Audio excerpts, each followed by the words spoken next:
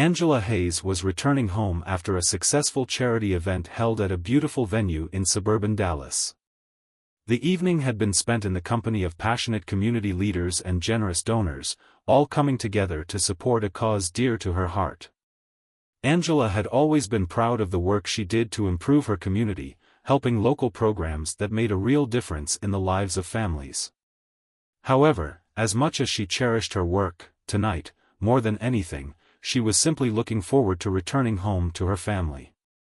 Her silver sedan cruised down the quiet streets, the soft hum of the highway fading into the background as she turned onto a calmer road, taking in the cool evening air. Angela's thoughts drifted to her husband, Malcolm Hayes, as her phone buzzed on the passenger seat. It was a call from him.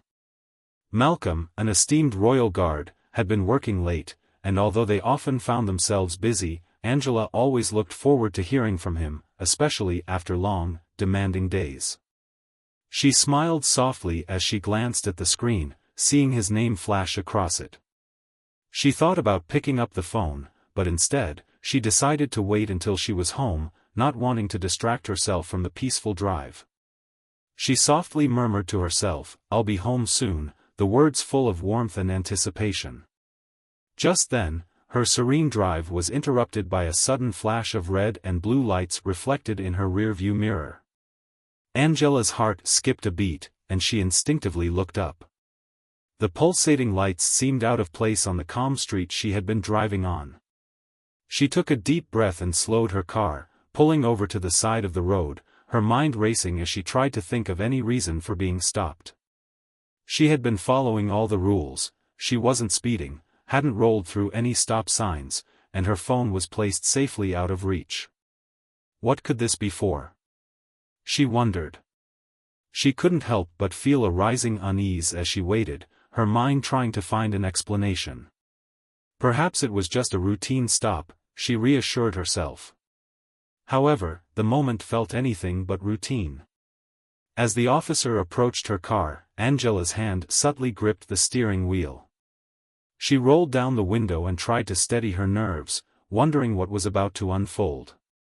As Angela slowly brought her car to a stop, the flashing red and blue lights from the police cruiser continued to swirl in the rearview mirror, making her feel increasingly uneasy. She felt a knot tighten in her stomach but took a deep breath to steady herself. Angela had always prided herself on staying calm and composed, and she knew this was no different. Stay calm, she reminded herself, and treat this like any other situation. When the officer finally reached her window, he wasted no time. "License and registration," he ordered, his tone abrupt. Angela had no reason to argue, so she immediately reached for her purse, pulled out her documents, and handed them over. The officer glanced at her license before looking back at her with a sharp gaze. "Good evening, officer. May I ask why I'm being stopped?" Angela asked, trying to keep her voice steady and polite, though the growing unease in her chest was hard to ignore. The officer didn't immediately respond. Instead, he glanced at the papers in his hand, then back at her with a cold expression.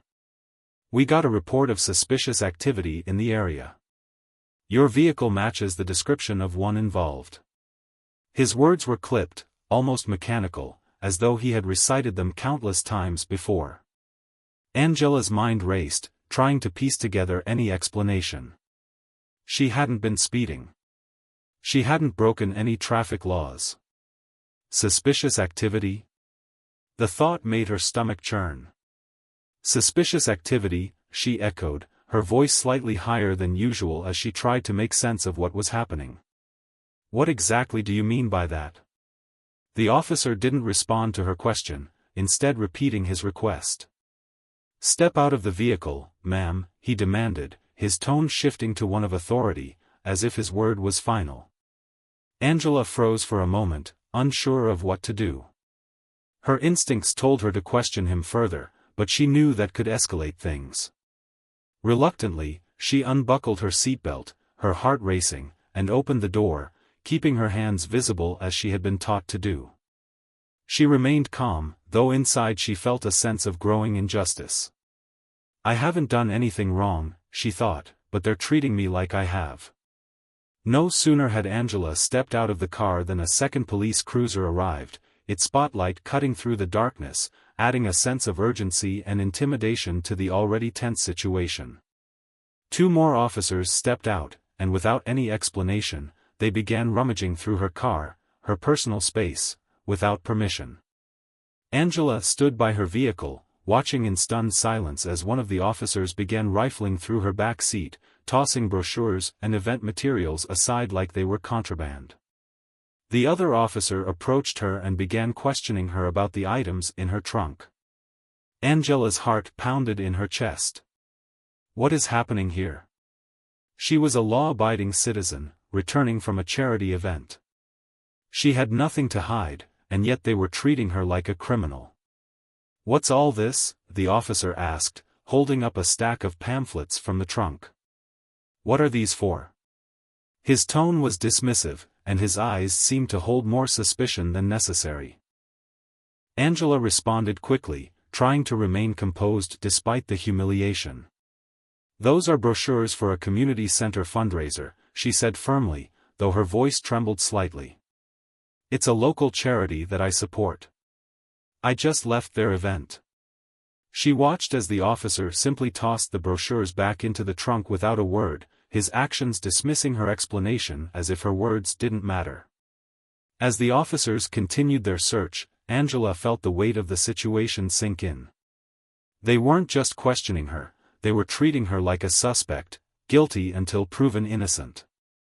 The humiliation was overwhelming, but she was determined to remain composed. This is wrong, she thought, but I have to stay calm. Angela, holding on to her patience, decided to take a step to de-escalate. I would like to call my husband, she said, her voice steady but assertive. I need him to know what's going on.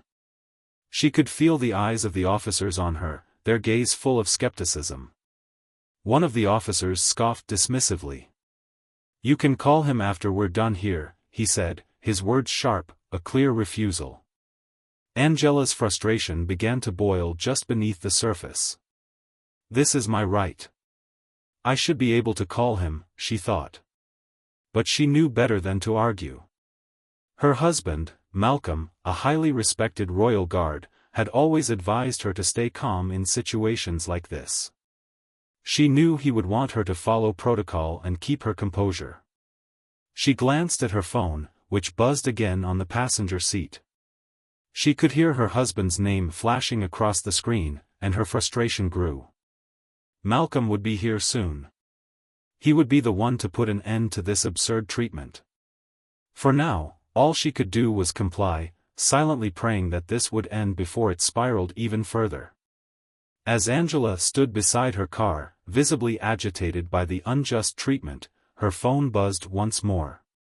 This time, it wasn't just a simple call, it was a call that would change the entire course of the situation. Malcolm Hayes, her husband, had finally received her desperate message.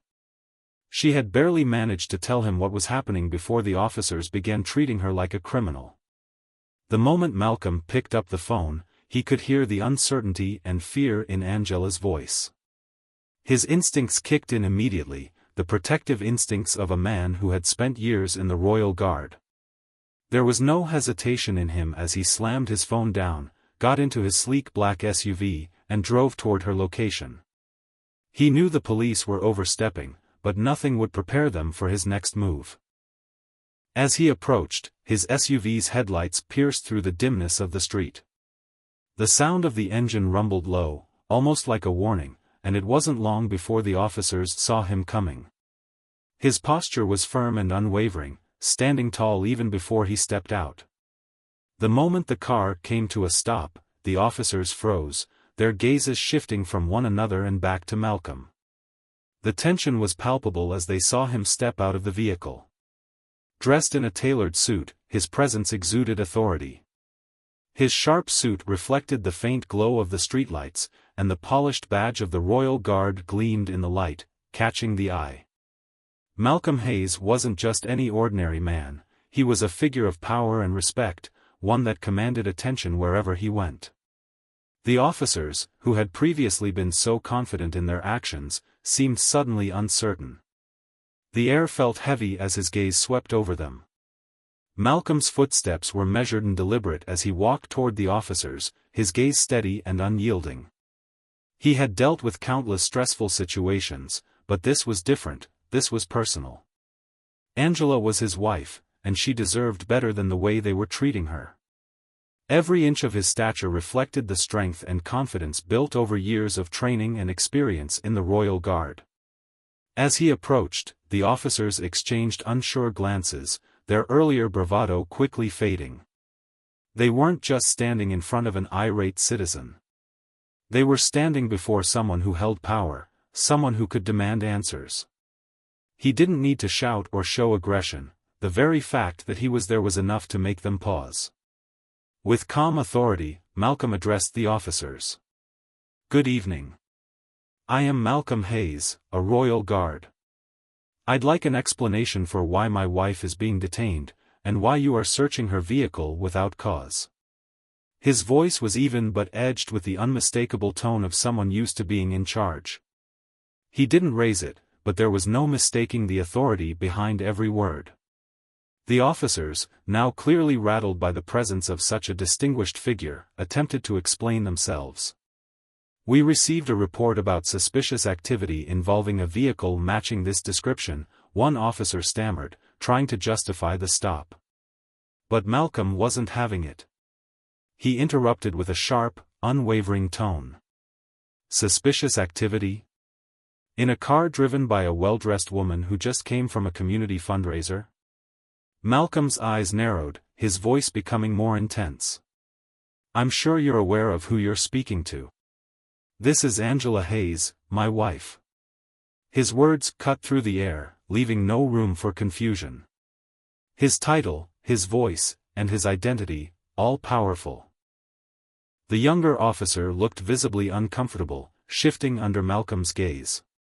But the older officer, still trying to maintain control of the situation, spoke up. "We weren't aware of her identity, sir," he said, his words defensive.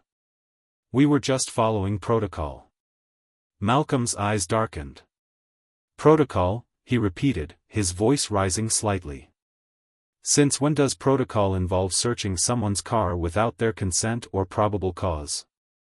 Did you even ask for her permission?" There was a moment of silence.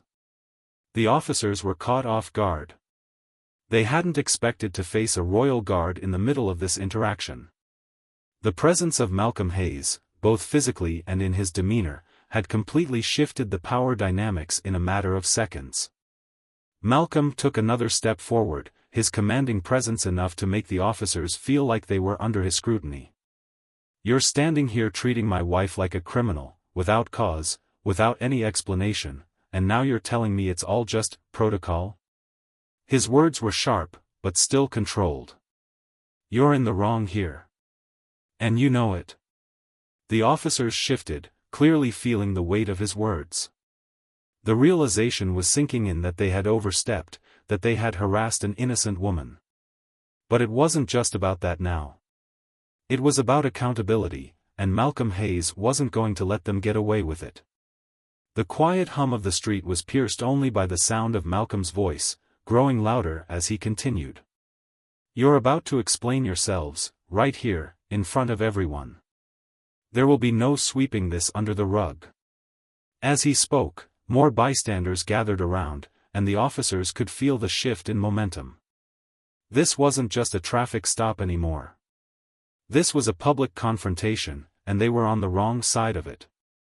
Malcolm Hayes, the Royal Guard, had arrived. His power wasn't just in his title, it was in the unshakable confidence that radiated from him and the unwavering belief that justice and accountability mattered. The officers could feel the weight of the situation. This was no longer about a routine stop, this was about facing the consequences of their actions. As Malcolm's presence and authority began to settle over the scene, the officers visibly shifted. The older officer, who had initially been so confident in his actions, now appeared unsure and uncomfortable. His posture stiffened, and the younger officer began to fidget, his nervousness betraying the growing tension in the air. We were just following protocol," the older officer stammered, trying to defend the unjustified actions they had taken against Angela. His voice lacked the firm confidence it had held earlier, and it was clear that the weight of Malcolm's authoritative stance was beginning to affect him. "There was a report of suspicious activity in the area. We had to investigate." Malcolm's gaze never wavered as he looked directly at the officer, his eyes sharp with scrutiny. "Protocol," he repeated, his voice calm but edged with growing anger. "Since when does protocol involve searching someone's car without probable cause? You didn't ask for permission, you didn't explain yourselves, and now you're telling me this was all part of your protocol?" He took a step closer to the officer, his presence looming over the smaller man. "You're violating my wife's rights, and you have no legitimate reason to be doing this. Where's the justification? Where's the proof that she's done anything wrong?" His voice sharpened with each word, cutting through the officer's attempts to justify his actions. The officer faltered under the weight of Malcolm's words, his earlier bravado slipping away. He could no longer hide behind vague explanations. The public scrutiny, the commanding figure of Malcolm Hayes, and the realization that their actions were wrong weighed heavily on him. The younger officer glanced nervously at his partner, unsure of how to handle the growing confrontation. As the exchange unfolded, the scene became increasingly tense. Passers-by, drawn by the flashing lights and raised voices, began to slow down, some even pulling over to witness what was happening. The familiar red and blue glow from the cruisers now served as a backdrop for the growing crowd.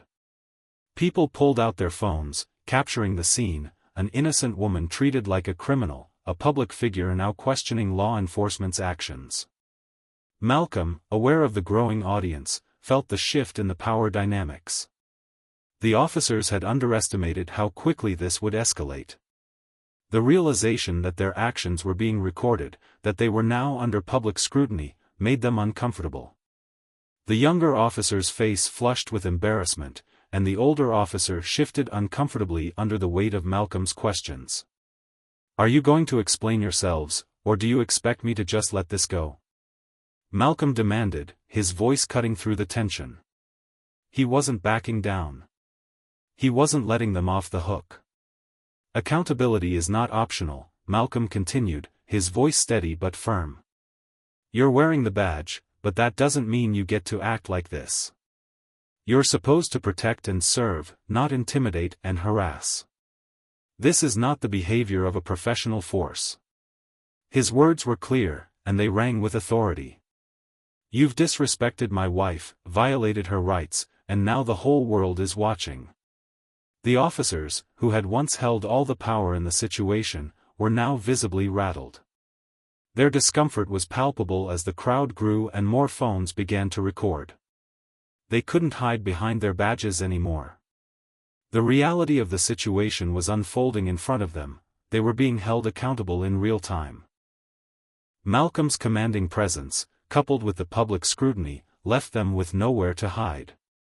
The officers, unable to provide a proper justification, were being exposed for their mistakes. As the tension on the street escalated, the flashing police lights and the growing crowd made the atmosphere even more charged. The officers had begun to realize that the situation was spiraling out of their control. They were no longer in charge of the narrative. As Malcolm Hayes stood in front of them, his presence radiating authority, the younger officer could barely hide his discomfort, and the older officer's resolve was weakening by the second. It was at that moment that Lieutenant Charles Donovan arrived, his black and white SUV pulling up to the scene with a quiet hum. The sound of the engine shutting off seemed to punctuate the quiet that had fallen over the confrontation. Lieutenant Donovan stepped out of his vehicle, his uniform crisp and his demeanor commanding. However, as soon as he caught sight of Malcolm Hayes, his entire body language shifted. The lieutenant's shoulders tensed for a fraction of a second, and his eyes widened as he realized who he was dealing with. Malcolm's reputation as a royal guard and his role in law enforcement were well known throughout the community, and his title was not one to be taken lightly. Donovan had heard of him, of course, everyone had. But seeing him in person, standing there with the unshakable confidence of someone who had served with integrity and honor, was another matter entirely. The lieutenant knew immediately that the officers had made a grave mistake. "Commissioner Hayes," Lieutenant Donovan said, his voice tinged with a mix of surprise and discomfort. "I didn't realize," he trailed off, realizing there was no excuse for what had transpired. The tension that had been building seemed to drain from Donovan as he acknowledged the mistake the officers had made, but it wasn't enough to undo the harm that had already been done. Malcolm did not allow the lieutenant's discomfort to derail him. The moment Donovan acknowledged who he was, Malcolm stepped forward, his presence making the officers shrink back slightly. He could feel the weight of the situation. He wasn't just defending his wife, he was defending justice, dignity, and accountability. The moment had come to demand that the officers answer for their actions. "Lieutenant," Malcolm began, his voice calm but heavy with authority, "do you understand the magnitude of what's happened here?" His eyes never left Donovan's. "These officers have disrespected my wife, humiliated her in front of the public, and violated her rights. There was no probable cause for any of this."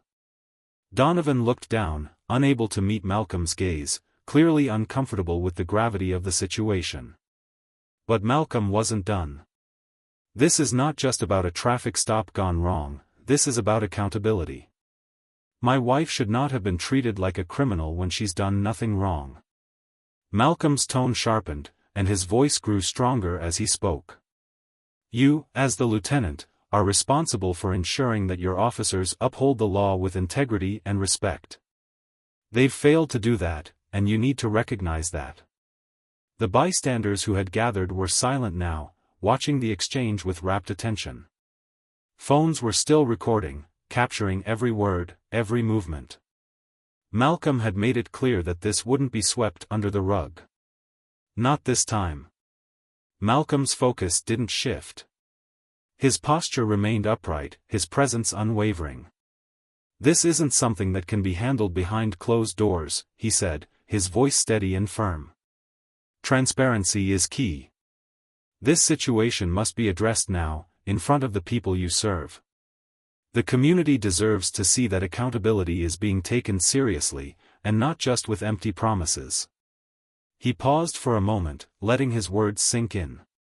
The lieutenant was clearly struggling with the reality of the situation. His officers were standing by, uncomfortable, knowing that the public's eyes were now on them. "We are in the middle of a public crisis here," Malcolm continued. "And it's about time the people of this city see that their law enforcement takes responsibility for its actions." He turned slightly to address the officers, who had started to shrink back in the face of his unyielding authority. "These officers have failed to uphold their duty. I'm here to make sure that doesn't happen again." Malcolm stepped even closer to the lieutenant, his gaze unflinching. "I will not allow this to be brushed aside. The officers will answer for this, publicly. This is not just about correcting their mistake, this is about ensuring that everyone knows the importance of respecting citizens' rights and accountability in law enforcement." The following morning, the officers involved in the wrongful stop and search of Angela Hayes were placed under intense scrutiny. The immediate fallout from the public confrontation was swift and unforgiving. As the story spread across news outlets and social media, the officers could no longer hide behind their badges. The footage of the incident had gone viral, with citizens everywhere watching the tense exchange between Malcolm Hayes, the Royal Guard, and the officers.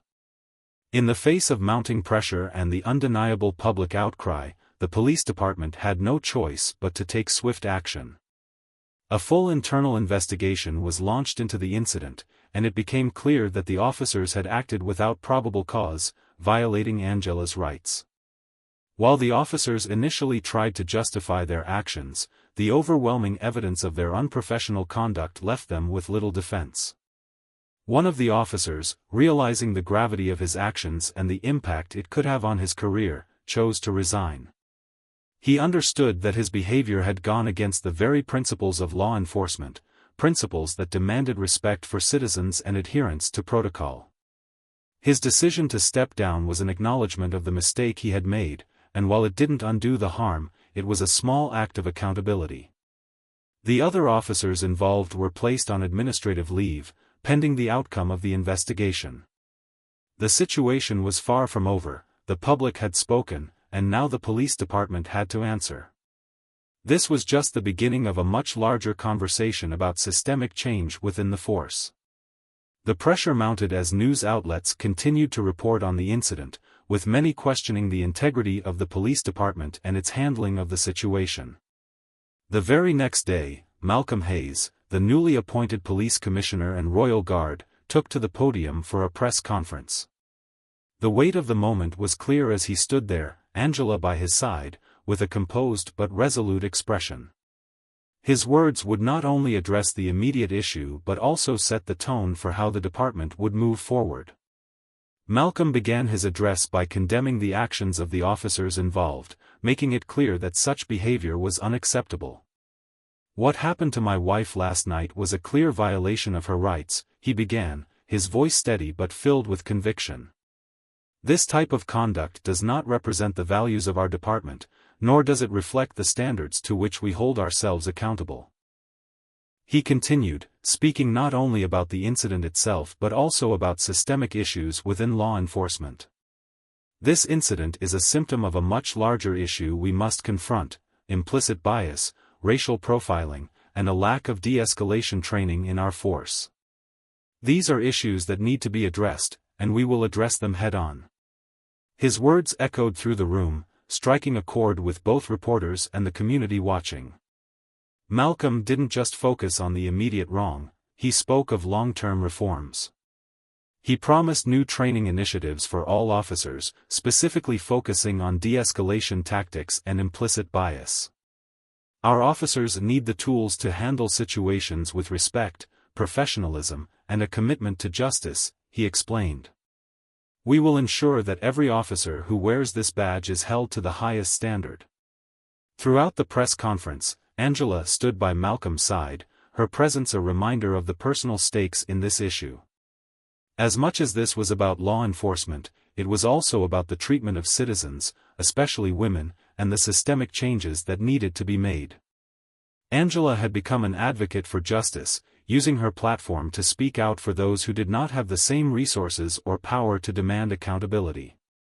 By standing together, Malcolm and Angela demonstrated a united front, not just as a family, but as advocates for justice and accountability.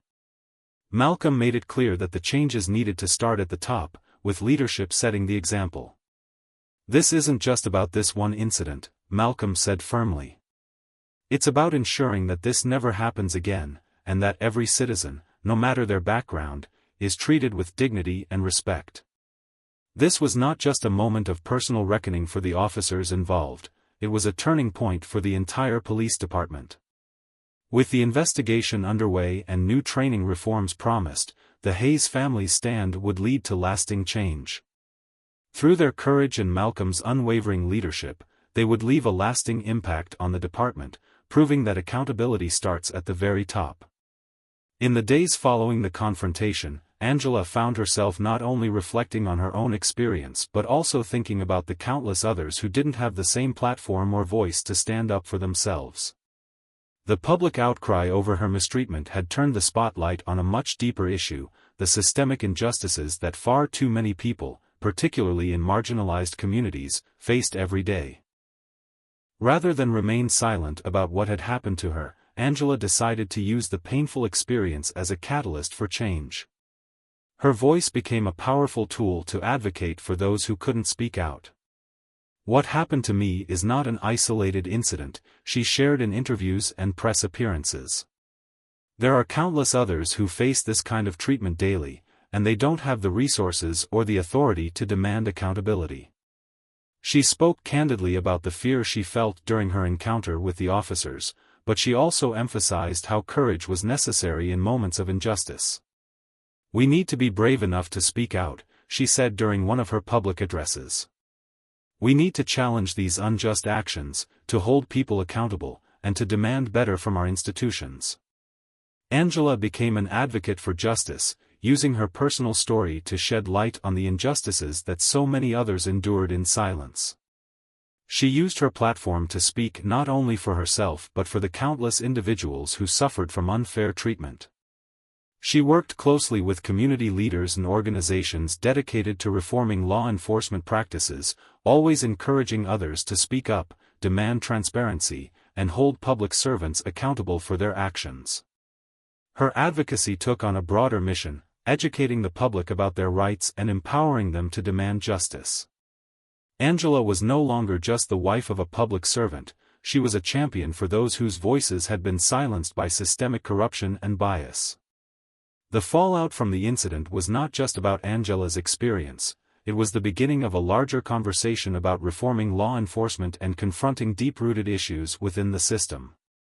Malcolm, alongside Angela, used their position to push for systemic change in the police department. They both knew that this was not just a one-off situation but part of a wider problem in law enforcement across the country. The Royal Guard and the police department responded to the growing public pressure by committing to major reforms.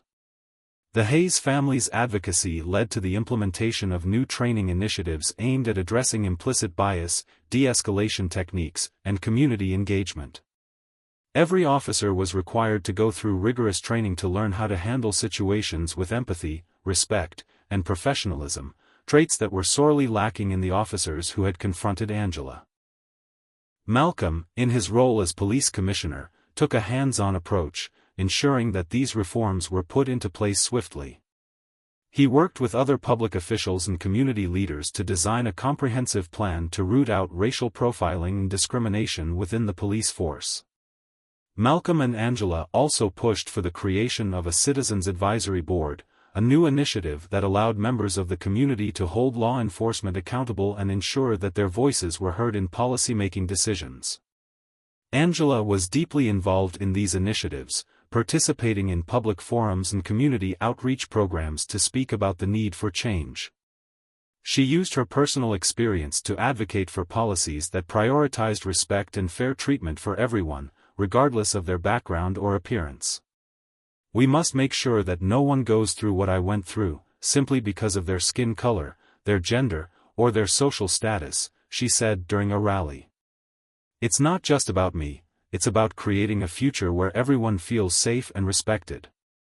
Malcolm and Angela's advocacy for systemic change extended beyond their own city.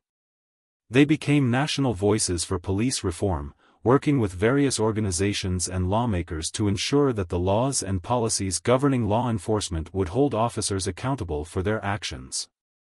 Together, they formed a powerful duo committed to justice, transparency, and reform.